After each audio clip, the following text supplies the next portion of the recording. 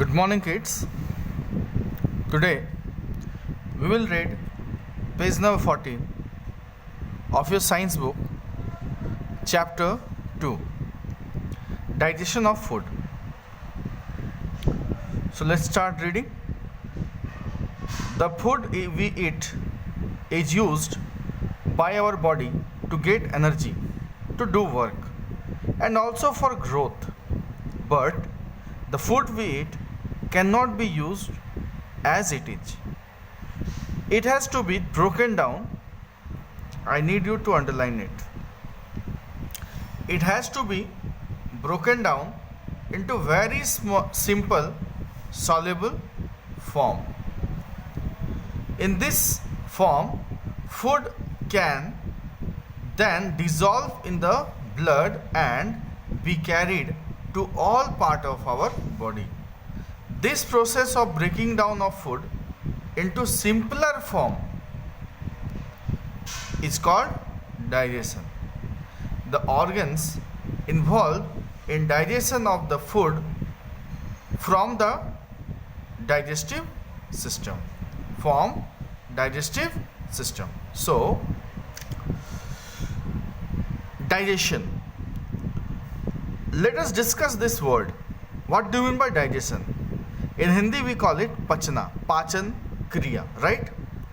So the food, whatever you eat, need to be digested so that you will get energy, because your body need energy to work and survive. This you know very well.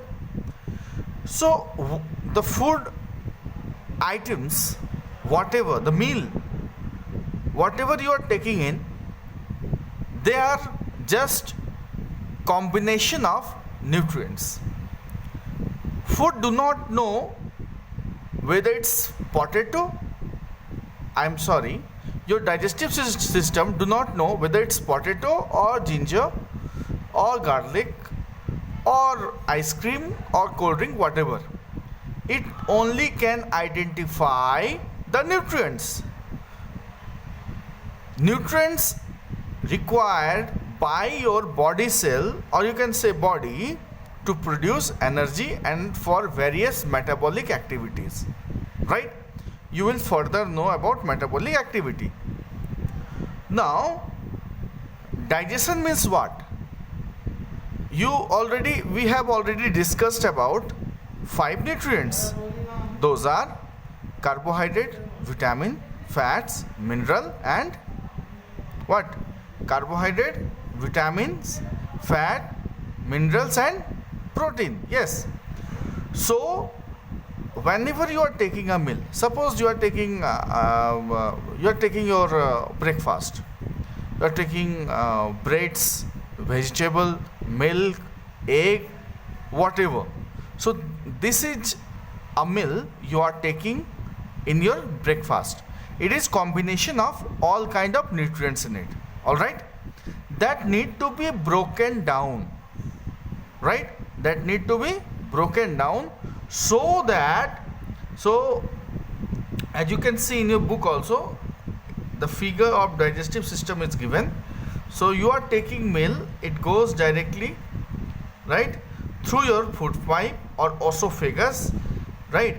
And that need to be digested. Digested means that need to be broken down into simple soluble form, so that your different organs can absorb the nutrients, right, for producing energy and for what?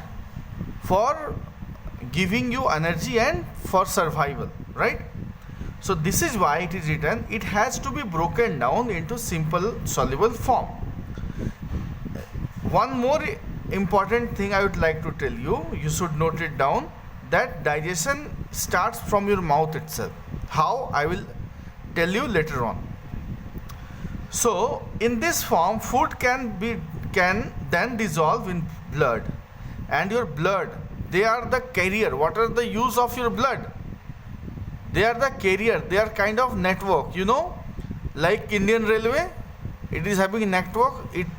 what its job? Its job is to carry the passenger from one place to another place, right? Nowadays it is totally stopped, so everyone is are forced to live wherever they are, but once it will start, it will carry the passenger, right, from one place to another place. So similarly, your blood vessels which are containing blood, they are the carriers. They will carry your whatever you are eating.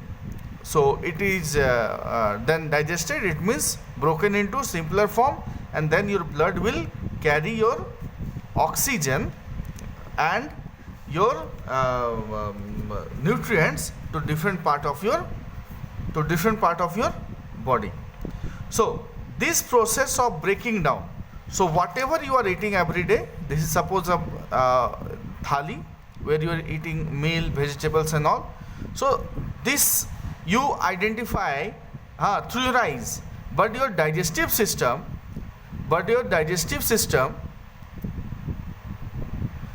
cannot identify it by the name you are saying outside, right? It can only identify those 5, 1, 2, 3, 4, 5, I told you 5 nutrients, and its role is to divide it into simplest form so that it can be easily soluble, soluble and can be dissolved in blood and could be carried to other part of your body. The organs involved in the digestion of food from digestive system. So this need involvement of different organs, right? Like pancreas, liver, stomach, large intestine, right? Small intestine. So all these we will discuss in details here now. So don't worry.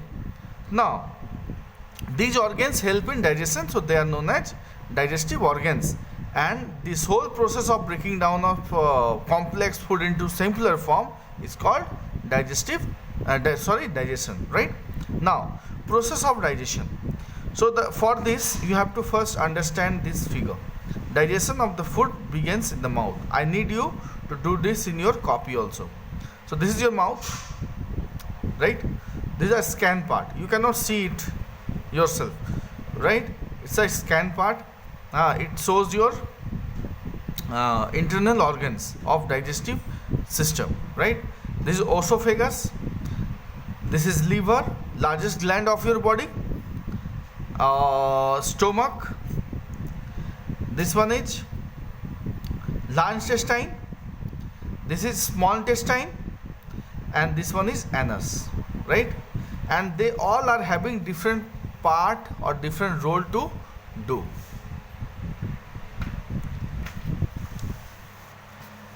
Now next, page number 15. In the mouth, the food we eat is crushed into small pieces by the teeth. The food mixed with the saliva in the mouth. Saliva is a liquid present in the mouth. It is a digestive juice which begins the digestion of the carbohydrates. It breaks down carbohydrate into simpler sugar. So as I told you earlier, digestion starts from mouth itself. So the food, before it goes to your stomach, right? Before it goes to your stomach through the food pipe, in your mouth only, like right? In your mouth, your digestion starts, because your mouth is containing so many salivary gland. What it is containing? Salivary glands which secretes saliva. So saliva is kind of juice, you can say, right? We used to say na मुंह में पानी आ गया, jalebi, singhara, right? Whenever you wish to eat something, so before that, through the smell or sometimes by the name only, your mouth starts watering. So what is that water actually? Is it a simple water? No, it's not a simple water. It's saliva, which is very essential for digestion, right? So if you want to check it, you can check. Just you take a piece of bread, only bread, right? Piece of bread, roti, and then keep chewing keep on chewing, do not swallow it, right? Keep on chewing and chewing and chewing. After some time, that that bread will taste you like a sugar. It tastes like sugar because you know that bread contains carbohydrate. Carbohydrate is a form of starch. Starch and carbohydrate both are the form of sugar only, glucose, right? So what you are getting here? Sugar only. So digestion starts from mouth itself. Whenever you feel exhausted, whenever you play a lot or you cycled a lot, you can try one thing. You just have some sugar, and you can see Glucon-D is what? It's a kind of sugar only, with added flavors and all. So sugar gives you energy instantly. All right. So mouth crushed into small pieces or by the teeth. Food we eat is crushed by the mouth into small pieces that is mixed with saliva. That is a liquid present in your mouth. That is a kind of digestive juice. These are important point about saliva and the mouth. Digestion of the carbohydrate, it breaks down the carbohydrate into simpler sugars. Now in the stomach, what happens? When you swallow food, it goes into the food pipe. The food pipe opens into the stomach. Food remains in the stomach for a few hours. The stomach churns the food all the time and change it into a fine paste. It churns and change it into fine paste. Why? I'll tell you. The stomach adds acid to the food.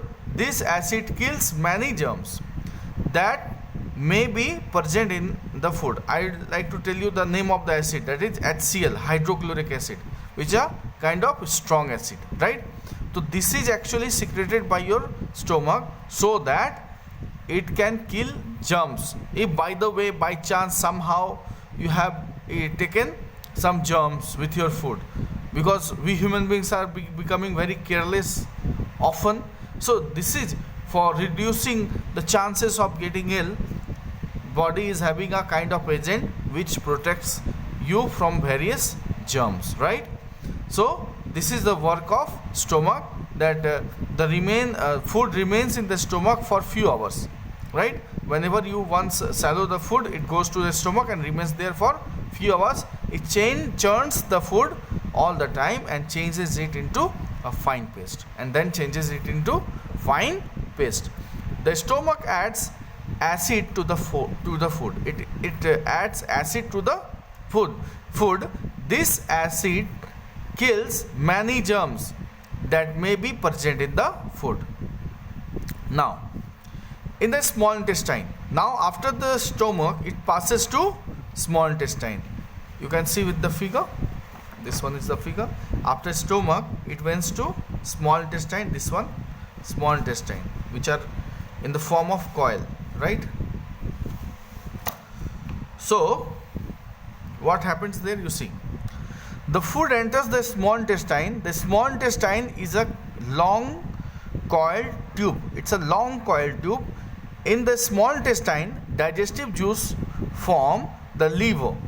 Digestive juice from the liver and pancreas mix with the food. This digestive juice means these are helpful for digestion. Digest the carbohydrates, protein and fats present in the food. So here also digestion is going on, process of digestion is going on. In stomach, what are the nutrients that are digested? They are carbohydrate, proteins and fat. So whenever we are using this term digestion, you just keep this in your mind, that it is being elaborated, it is being disintegrated. And if these words are very tough, let me make it make simple for you. It is disintegrated means todna, right? In Hindi you can say todna, okay, dividing, present in the food. The digestion of the food is completed in small intestine. Then in a small intestine your digestion completes. Process of digestion completes there only. Useful substance from the digested food enter the blood vessels in the small intestine, है ना. So the useful substance from the digested food enters the blood vessels. So there are blood vessels which are responsible for absorption. Once your food get digested, it turns into small soluble substances, then it need to be further absorbed, right? So that your blood will absorb it and will transport it to other part of the body, so that your other body parts will get some energy for it. Otherwise it is useless, isn't it? In the same small intestine, the blood transports these substances to every part of the body. Very important, right? So the blood transport, as I told you earlier, blood transport these substances to every part of your body. Okay. Now in large intestine, now you see what happened in large intestine. Each and every part has a role to play, so do not skip anyone. And means like your God cannot consider a single part. Okay, let him give only large intestine. Do not give him small or her a small intestine. Every body part is important, right? Internal or external. The undigested food enters the large intestine. The undigested food means which are not in use, right? In the large intestine, most of the water present in the undigested food is taken back into the blood. So in large intestine what happened? Most of the water present in the undigested food is taken back into the blood. Okay. Now what now remain in the waste is the waste, and whatever remains after digestion, after they means your parts absorb the nutrients and then the water, what remains after that is the waste that need to be taken out from the body as a form of feces, human stool, better to say. The end of the large intestine through which the feces pass out is called the anus. This part is your anus, right? Here your feces coming out every day, you know that very well. So good eating habits. So we must check our eating habits, which are very important. Eat a balanced diet every day. Don't say I will eat this and I will eat that, and I will not take this one at all, right? So a balanced diet is very important. It means balanced diet means what? Taking all kind of foods. Okay. Next, eat your food at a fixed time. Okay. Do not eat all the time. Don't eat once in a day. There is a fixed time of eating. Okay. I recommend you, there must be gap of at least your dinner and your breakfast. There must be a gap of 16 hours, right? And 24 minus 16 is what? 24 minus 16 is what?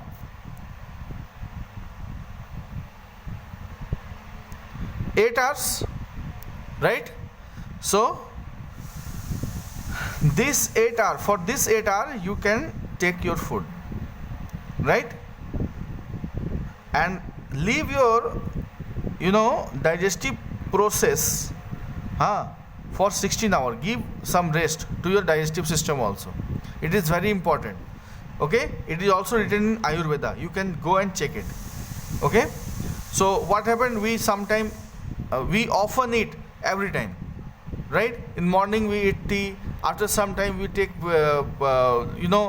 some breakfast. After that again we need something to chew, munching, then comes lunch, then after 2 hours comes tea break, then after refreshment, then dinner. My goodness, how much we are eating, So there must be gap of at least 16 hours. You must give some gap to your digestive system. Okay. So that probably could be done between 7 at the night till 7, suppose you are taking your dinner between 7 to 8. We are having very bad habit of taking late night dinner, like after 10 we used to eat, after 11 we used to eat. This is very bad. If you follow Ayurveda, it is already mentioned there. And you surprised to know in America, in some countries, foreign countries, their dinner time starts from 5 onwards, 5 to 7 or 8 maximum, right? So that is the ideal time of taking dinner. And then after giving some rest, you can take breakfast by 10, which is your tiffin time, in fact, morning tiffin time. Now, chew your food well. Do not be in a hurry. Do your play. Yes, chewing is very important. Do not play as soon as you finish eating. Do not overeat. I told you earlier also, do not overeat. And you must eat one bread less than your capacity. Suppose your capacity is eating 3 breads, take 2.5 only, right? My Hindi teacher used to tell us, "Kam khao or gum khao." It is very important, right? It's a good habit. You can do that. Now, drink plenty of water and eat lots of fresh fruits and vegetables. You got it? Now, microbes. Our next topic is microbes. So, what are microbes? They are very tiny particles, they are very tiny microorganisms. Why microorganism?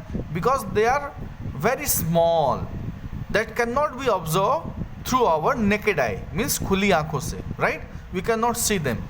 We can only see them through this microscope. This is what? Microscope. It is in your library. Someday I'll take you there to show you how a microscope looks like and how the images are being formed of a micro cell or something like that. Are extremely small living things. They are living things. Okay? They are visible only through a microscope. That virus which came, corona, right? It is also a microorganism. That is the best example of microorganism.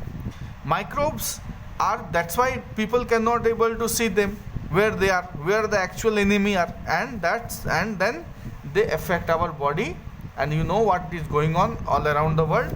Anyway, microbes are present everywhere. They increase their number rapidly. Okay, they increase their number rapidly. You see, in China only one person got affected with that virus, and now whole world is facing a problem because of that. So it shows what? Their thriving tendency.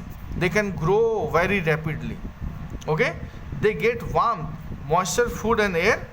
They may grow in soil, in water, inside or outside the bodies of human being and other animals.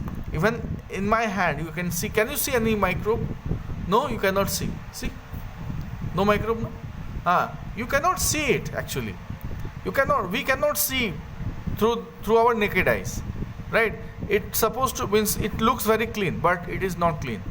If you will take this portion of my hand, and will observe through a microscope, you will see numerous number of microorganisms, numerous, right?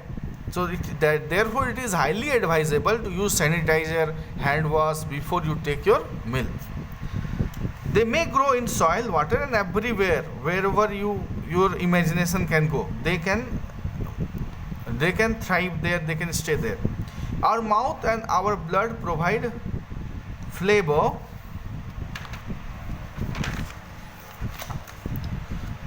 conditions for certain microbes. Some favorable condition means they give warmth, water, food, whatever they are required. Okay, so some microbes are useful to us while some other cause disease. Some are very useful to us. Okay, they are not like corona, but some are very dangerous. They cause disease, and that's why they are known as disease causing microbes. Okay, and the disease causing microbes are called germs. They are called germs. So in germs you can say virus. You see coronavirus, which is been displayed nowadays, same figure na. Okay, bacteria, protozoa, fungi, Okay. Microbes are of 4 kinds: bacteria, virus, protozoa and fungi. Bacteria microbes. Now these are the kinds of bacteria. Microbes. Bacteria are microbes made up of one cell, only one cell. What is cell? You will know in further class. Okay. They may be rod shape. Their shape may be rod, spinal or round. Some bacteria are useful. For example, they change milk into curd, right? Some are important as they some are like, you can say, the bacteria which are used to change the milk from curd. Produce vitamins in our body. They also produce vitamin in our body and help in decaying of dead plants and animals. Very important. They help in decaying dead plant or animal. If it will not happen, what will happen? We will see so many dead animals and plant around us, and the earth would not be the place for survive, right? Can you survive with a dead body? No, isn't? Harmful bacteria can cause disease like tuberculosis, typhoid and pneumonia. These are the disease can caused by the bacteria. What are the diseases? Are tuberculosis, typhoid and pneumonia. Virus are small than bacteria and can be seen only through a powerful microscope. Disease like chickenpox, flu, bukhar, polio, dengue and common cold are caused by virus, right? Viruses. And I would like to tell you one very important thing about virus, that they behave like non-living when they are on a non-living object, like your chair, books, copies, like that. So if they remain on non-living substance, they remain non-living, and once they enter into a body of living thing, they react like a living thing, isn't? They are like a magical one, right? So magical Bhutia virus, I used to say, Bhutia microscopes, right? Microbes. Now protozoa are also made up of a single cell. Malaria and dysentery are caused by protozoa. Dysentery and malaria are the disease which is caused by the protozoa. These are also single cell. Now fungi are microorganisms which grow on decaying matter, the matter which are been decayed, so they are grown there. They can cause skin disease like ringworm and athlete's foot. You can search about it. What is athlete's foot? Okay. Some fungi called yeast help to make food items like bread, idli, dosa, dokla soft. So we have finished our chapter. Now I'd like to revise this once, twice, thrice. Okay. So this is for today. Have a nice day.